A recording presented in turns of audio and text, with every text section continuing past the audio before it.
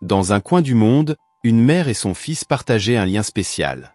Pierre, le fils, rayonnait de jeunesse et de générosité, tandis que sa mère, après avoir surmonté des défis tout au long de sa vie, trouvait dans l'escalade en montagne non seulement un passe-temps, mais aussi une métaphore pour son propre parcours de courage. Un jour, l'inattendu se produisit. La vie de cette famille fut bouleversée par une série d'événements qui déclenchèrent un retournement émotionnant et surprenant. Une histoire d'amour, de sacrifice et de rédemption allait se dérouler sous vos yeux. Vous voulez découvrir le dénouement de cette histoire? Alors suivez-moi dans ce voyage plein d'émotions et d'apprentissage, où le pouvoir de l'amour et de la résilience est mis à l'épreuve. C'est la saga d'une mère déterminée, d'un fils courageux et de l'héritage d'espoir qui l'ont laissé au monde. Je m'appelle Célina, j'ai 55 ans et je travaille dans un bureau. Mon mari, Jacques, est plus jeune, il a 51 ans. Nous nous sommes rencontrés il y a 30 ans dans un club d'escalade. La tranche d'âge au club, auquel j'appartenais, allait de 20 à 60 ans, avec un nombre équilibré d'hommes et de femmes. À l'escalade, c'est génial, n'est-ce pas, Célina? Pourquoi avez-vous commencé à escalader des montagnes? Demanda Jacques. C'était sociable et joyeux, répondis-je. Et j'ai commencé sous l'influence de mon père. Influencé par votre père, c'est génial. Et vous, Jacques? Pourquoi avez-vous commencé à escalader des montagnes? S'il y a une montagne, un homme veut simplement la gravir, plaisanta-t-il. Grâce à votre nature amicale, nous sommes rapidement devenus amis. Quel âge avez-vous, Célina? Et j'ai 26 ans. Les femmes plus âgées sont merveilleuses, vraiment.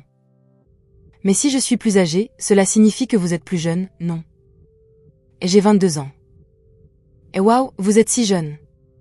Seulement 4 ans de différence. Ce n'est pas une grande différence, en fait, répondit-il. Parler avec lui était si amusant. Et ce jour-là même, le jour où nous nous sommes rencontrés, il m'a demandé en mariage au sommet de la montagne. En fait, je suis tombée amoureuse de lui au premier regard.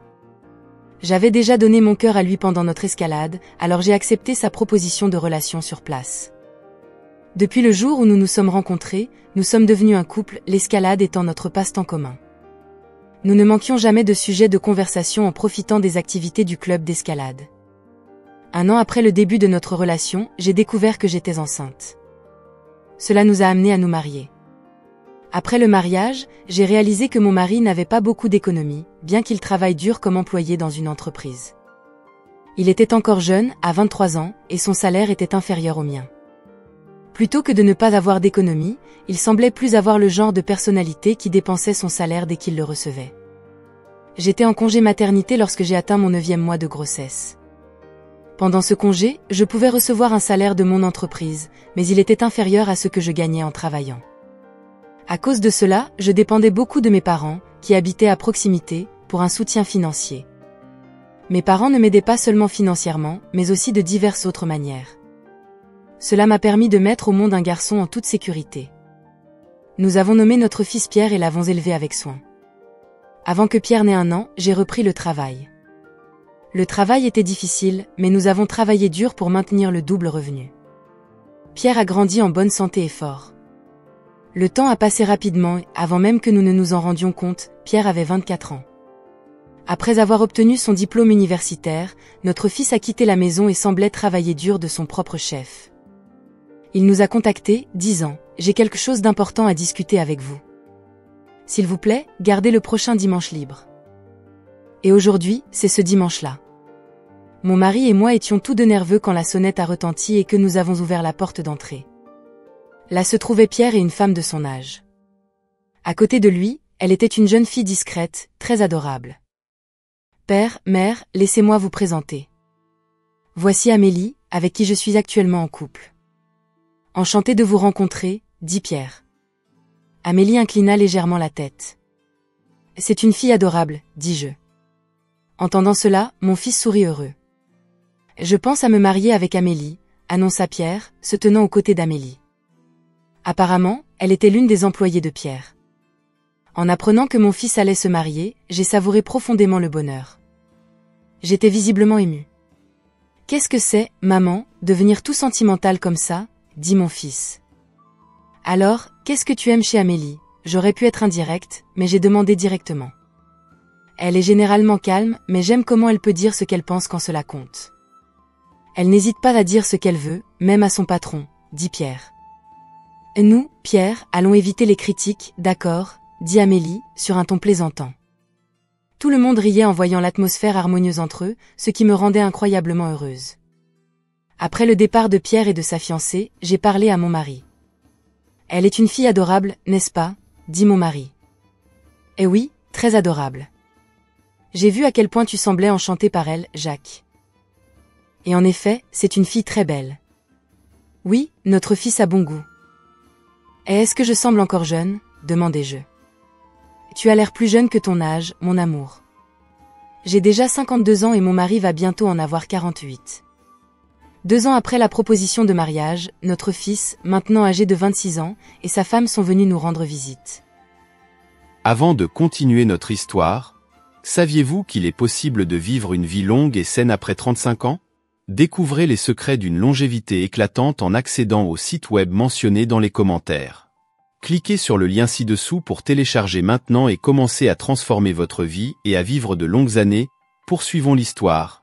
En fait, nous voulons construire notre propre maison, donc nous économisons pour cela. Pourrions-nous vivre avec vous pour aider avec ça? Vivre avec nous? Eh bien, ça ne me dérange pas, mais tu as le consentement d'Amélie, n'est-ce pas? Demandai. Notre maison avait assez d'espace pour que notre fils et sa femme puissent y vivre. Cependant, je ne pouvais pas imaginer que quelqu'un serait heureux de vivre avec ses beaux-parents après seulement 2 ans de mariage. Lorsque j'ai posé la question, j'ai découvert que l'idée de vivre ensemble venait de ma belle-fille. Lorsque nous 4 avons discuté de cela ensuite, ma belle-fille semblait vraiment heureuse et excitée par l'idée. Je me suis demandé si c'était courant de nos jours. Alors j'ai regardé mon mari. Et toi, qu'en penses-tu? Le visage de mon mari s'est illuminé à la mention du sujet. Eh bien, si nous vivons ensemble, nous pourrions voir notre petit-fils dès sa naissance, n'est-ce pas? En voyant mon mari accepter si facilement, je me suis également retrouvée à accepter. J'ai compris que c'était leur décision, mais j'attendais aussi avec impatience la naissance d'un petit-fils. Ainsi, avec les désirs de tous, nous avons commencé notre vie ensemble, avec notre fils et sa femme. Je travaille, donc je ne suis pas souvent à la maison. Amélie, qui avait démissionné de son emploi après le mariage, est maintenant une femme au foyer à temps plein. Par conséquent, elle est à la maison toute la journée. Je lui suis très reconnaissante de s'occuper des choses comme recevoir les livraisons, faire la lessive et préparer les repas. Cependant, le fait que nous passions peu de temps ensemble signifie que nous évitons les conflits inutiles et que la vie est calme. Mais ce style de vie n'a pas duré longtemps. Environ 1 an après avoir emménagé ensemble, notre fils a été diagnostiqué avec une maladie qui affaiblissait son système immunitaire. Personne n'a parlé pendant le dîner le jour où nous avons découvert sa maladie. J'ai essayé d'accepter d'une manière ou d'une autre, mais je n'ai pas réussi à dormir du tout cette nuit-là, imaginant le pire scénario possible. Après la découverte de la maladie de notre fils, Amélie, qui était femme au foyer, a commencé à travailler à temps partiel pour gagner de l'argent pour son traitement, et a commencé à sortir fréquemment à mesure que sa condition s'aggravait. Finalement, il a eu besoin d'un fauteuil roulant pour se déplacer. Nous avons décidé de soutenir notre fils en tant que famille, en comptant sur l'aide d'une assistante de jour comme de nuit. Alors qu'Amélie avait une demande, j'ai un service imprévu demain, mais demain est le jour où Pierre doit aller à l'hôpital. Pourriez-vous l'emmener à l'hôpital demain, s'il vous plaît? Eh bien sûr, merci beaucoup. Je suis content que vous m'accompagniez demain, maman, j'ai entendu la voix faible de mon fils depuis le salon relié à la cuisine. Je me suis précipitée pour l'entendre. Après l'hôpital, nous pouvons faire des courses. Il y a quelque chose que je veux acheter, dit-il. Et bien sûr que nous pouvons, j'ai répondu. Alors, pourquoi ne pas tous les deux prendre un café après les achats? Il y a ce nouveau lieu de crêpes, n'est-ce pas, et a suggéré mon mari, en regardant son smartphone à côté de notre fils. Et bien sûr, allons-y pour les crêpes, ai-je complété. Le lendemain, j'ai poussé le fauteuil roulant de mon fils, et nous sommes allés à l'hôpital. Peut-être parce que c'était lundi, l'hôpital était assez bondé, et mon fils semblait fatigué de la foule de personnes. Alors, nous avons décidé de changer nos plans de shopping et de rentrer à la maison plus tôt. Dans la voiture, mon fils m'a dit qu'il voulait acheter un cadeau pour Amélie, en guise de remerciement pour son soutien constant. Et je suis pathétique. Je voulais acheter quelque chose, je n'ai pas pu y aller seule, et à la fin, je n'ai pas pu acheter, aujourd'hui, entendre mon fils murmurer doucement dans la voiture a serré ma gorge. Peut-être que ce qui compte, c'est l'intention, ai-je dit. Pierre est resté silencieux. J'ai essayé de garder ma voix aussi joyeuse que possible, sans avoir l'air forcé. Que diriez-vous de déjeuner avec des pâtes ? J'ai suggéré. Nous sommes rentrés à la maison beaucoup plus tôt que prévu, et j'ai vu la voiture d'Amélie garée, alors qu'elle aurait dû être à son travail à mi-temps. Je me suis demandé si son quart de travail avait été annulé. En pensant à cela, je suis sortie de la voiture. En passant devant la voiture garée devant la maison, j'ai vu quelque chose d'horrible à l'intérieur de la voiture d'Amélie. J'ai vu elle et mon mari, qui devraient être au travail. Pierre, pourriez-vous entrer en premier ? J'ai encouragé Pierre dans le fauteuil roulant à entrer dans la maison tout seul. Après m'être assuré que mon fils était entré dans la maison, j'ai rencontré le regard de mon mari à travers la fenêtre. N'oubliez pas d'accéder au lien dans les commentaires et de télécharger votre exemplaire du livre numérique afin que vous puissiez avoir une vie pleine de longévité. Profitez-en avant qu'il ne soit retiré. Il était accroupi, manipulant quelque chose hors de vue.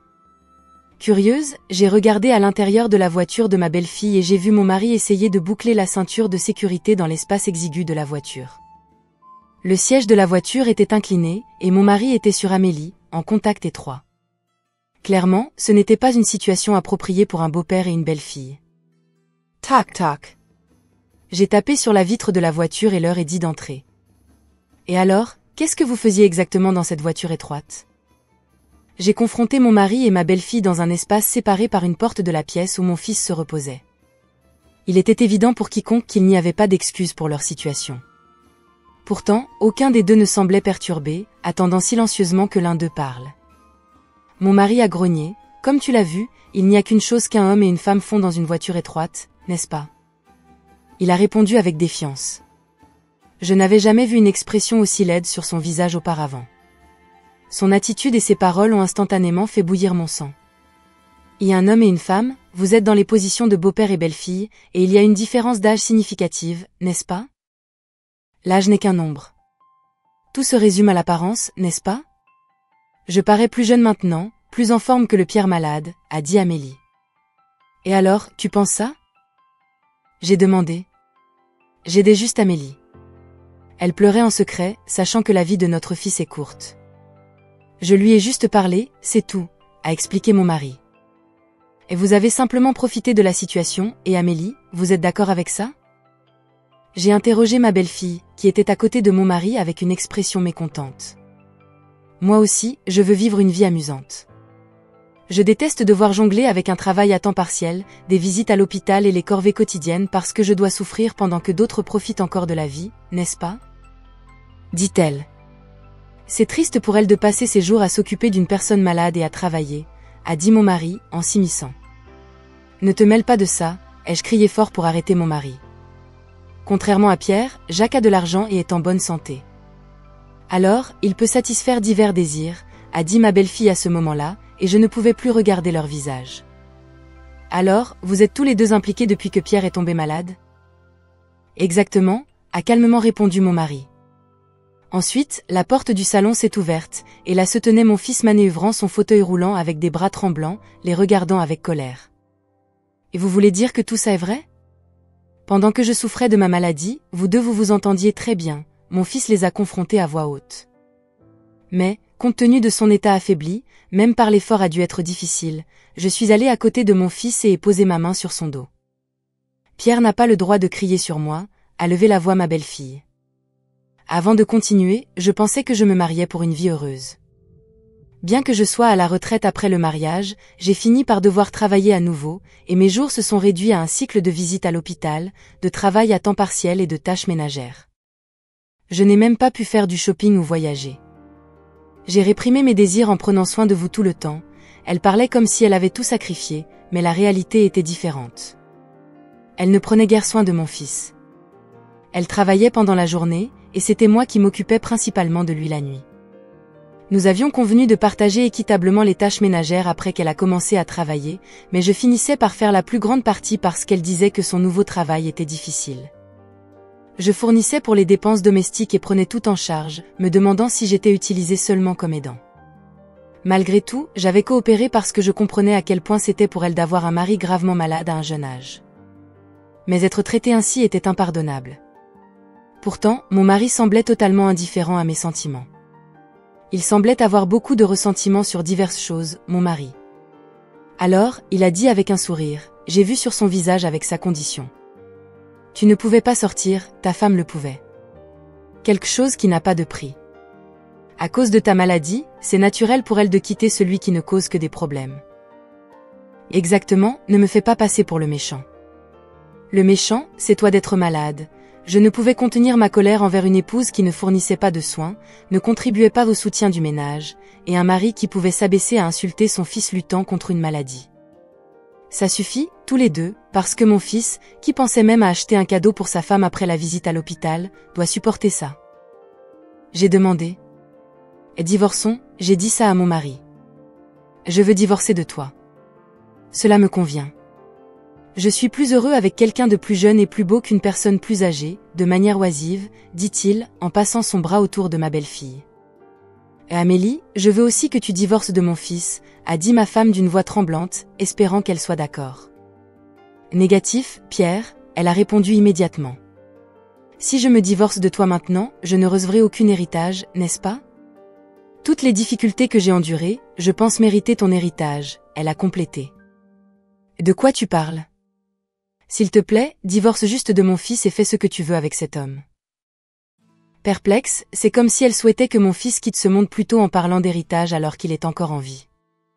Je vais chercher l'héritage, disant cela, mon mari et ma belle-fille ont rapidement emballé leurs affaires et sont partis.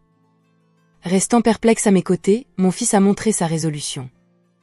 Maman, j'ai besoin de ton aide pour quelque chose, sa voix était ferme. Je vais m'assurer que ces deux-là regrettent ce qu'ils ont fait, je ne leur pardonnerai jamais. Je pouvais voir une colère silencieuse brûler en lui. Contrairement à moi, son calme était admirable. Tu as un plan, oui. Et d'accord, je te soutiendrai de toutes les manières possibles. Et alors, tu écouteras mon plan? Eh bien sûr, ai-je répondu. Mon fils et moi avons élaboré un plan.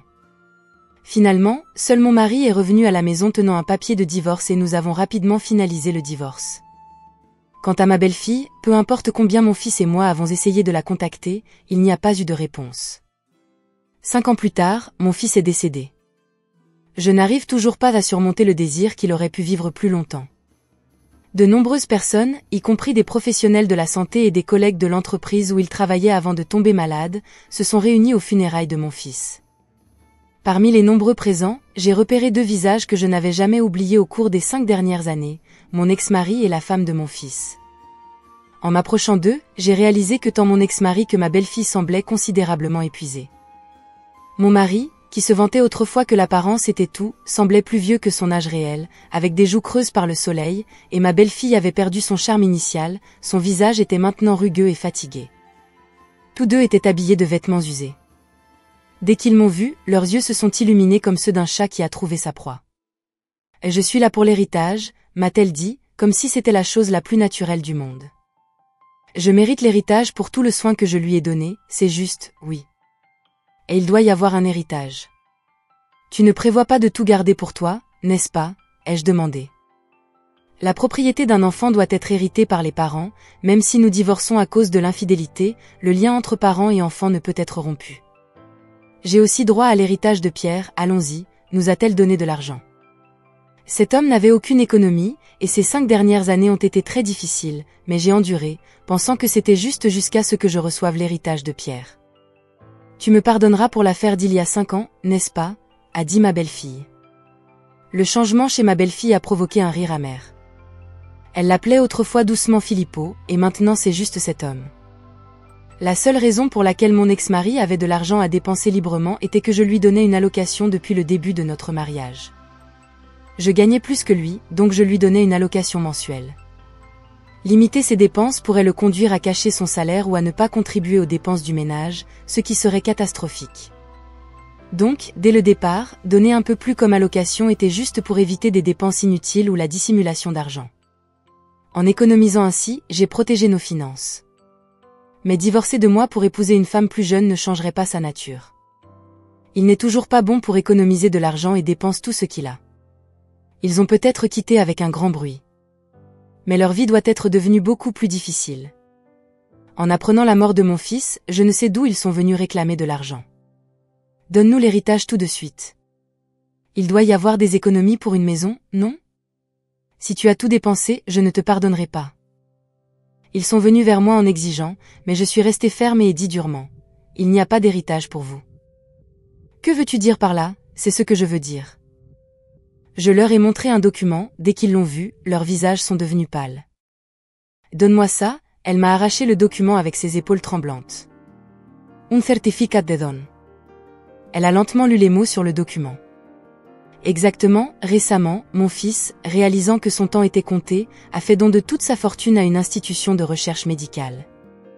Voici le certificat de ce don. Il ne reste donc pas un seul centime de l'héritage que vous êtes venu chercher. Cela ne peut pas être, pourquoi j'ai supporté ces 5 dernières années, il semblait que ma belle-fille en avait assez de mon ex-mari depuis longtemps et était avec lui seulement pour l'héritage de mon fils.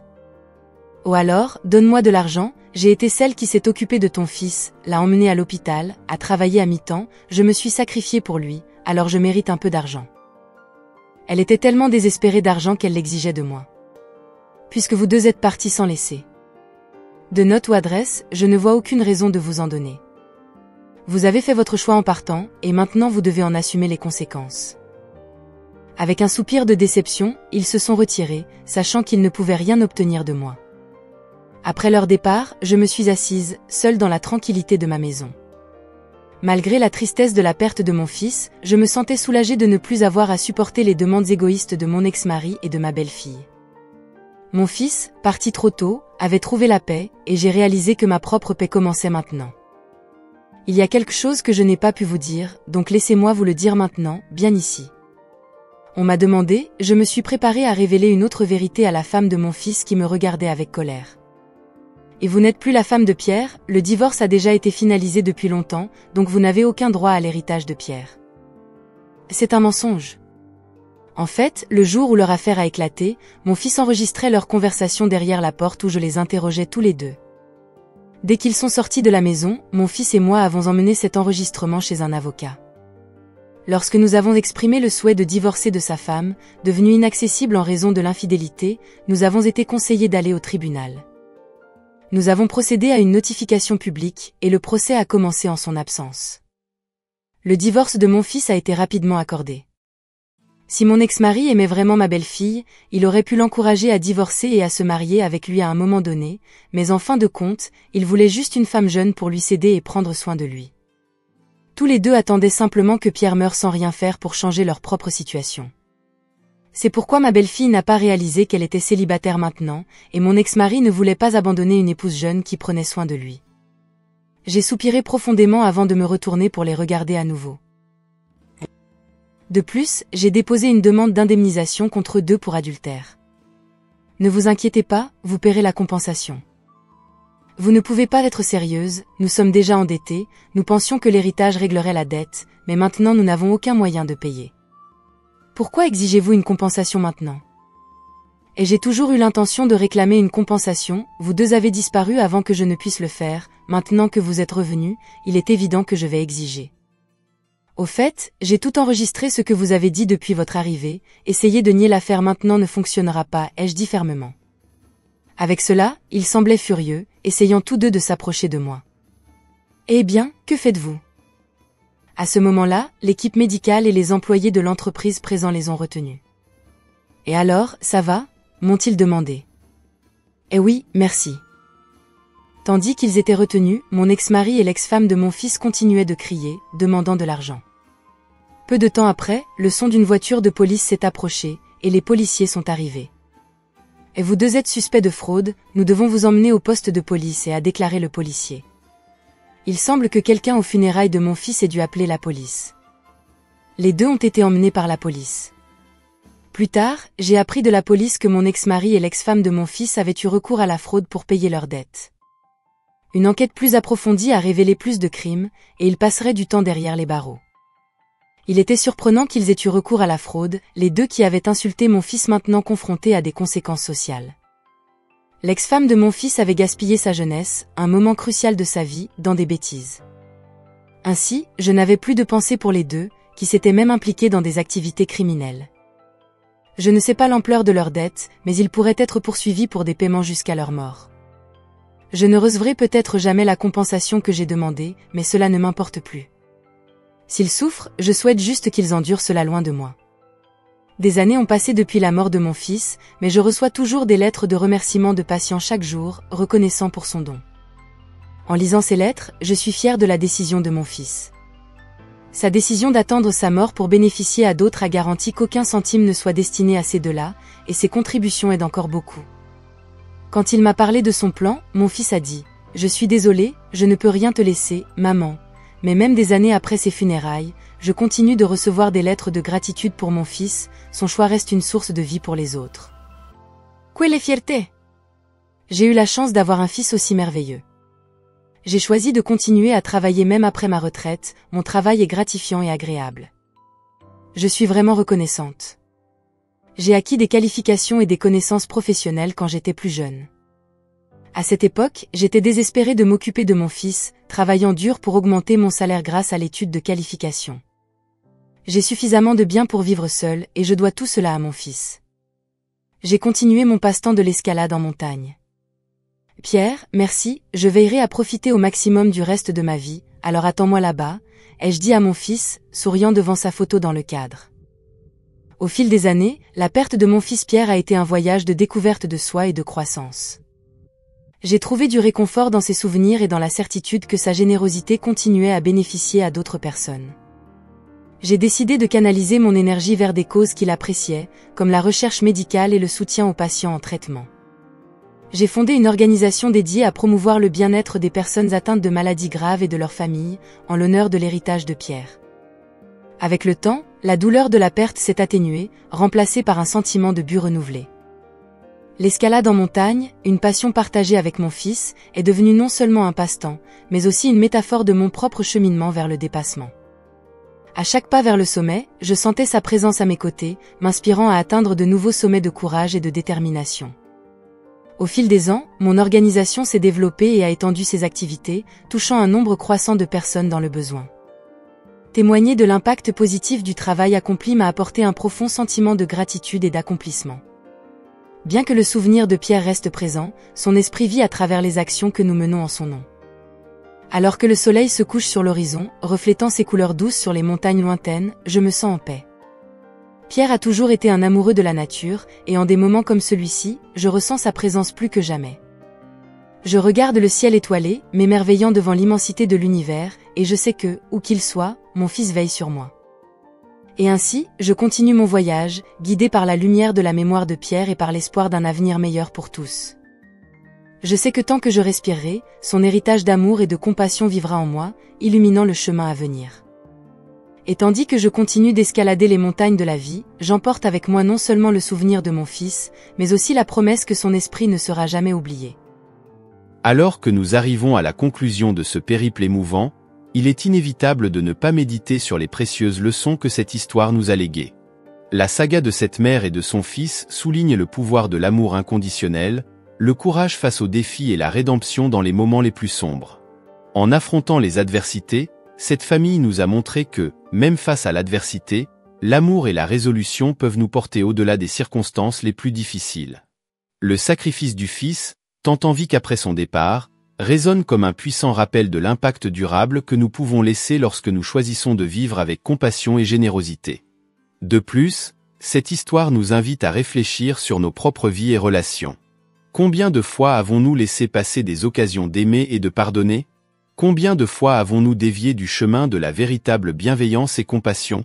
Le récit de cette famille nous met au défi d'être meilleurs, de rechercher le bien au milieu des adversités et de valoriser chaque moment précieux que nous partageons avec ceux que nous aimons. Et ainsi, nous concluons ce parcours, mais le véritable défi commence maintenant. Puissions-nous emporter avec nous les leçons de cette histoire et les appliquer à nos propres vies. Puissions-nous être des agents d'amour, d'espoir et de transformation, tout comme cette mère et son fils l'ont été. Si cette histoire vous a ému et que vous souhaitez plus de contenu inspirant comme celui-ci, n'oubliez pas de laisser votre like et de vous abonner à la chaîne Histoire de la vie. Ensemble, nous pouvons répandre le message d'amour et d'espoir dans le monde. Et pour ceux qui souhaitent plonger encore plus profondément dans la source de l'amour inconditionnel, je vous invite à explorer l'évangile de Jean 3.16. Dans ce verset, nous trouvons l'essence de l'immense amour de Dieu pour l'humanité, car Dieu a tant aimé le monde qu'il a donné son Fils unique, afin que quiconque croit en lui ne périsse pas, mais qu'il ait la vie éternelle. Puissions-nous accepter l'invitation de Dieu à nous approcher de lui et à expérimenter son amour transformateur. Puissions-nous reconnaître Jésus-Christ comme le seul et suffisant sauveur de nos vies, trouvant en lui la paix, l'espoir et le salut que nous recherchons tant. Que l'amour de Dieu puisse nous guider et nous soutenir dans tous nos voyages, aujourd'hui et pour toujours.